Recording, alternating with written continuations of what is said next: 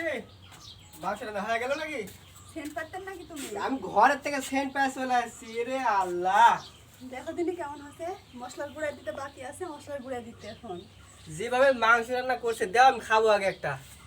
হ্যাঁ, কষা মাংস আর রান্নার পরে মাংস খেতে যে টেস্ট লাগে এটা কিন্তু এই চুলার উপর করে কষা মাংস খেতে যে এরকম টেস্ট লাগে, পরে এখন তো এরকম স্বাদ লাগে, তারপর এটা খুব মজা লাগে খেতে।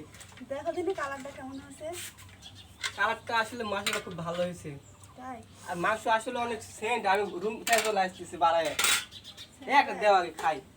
দিন আগে মশলার গুঁড়া দিয়ে দাও না, আর একটা বাসন লাগছে তোমার ধৈর্য আসবে না। মা একটা কিছু দে রে।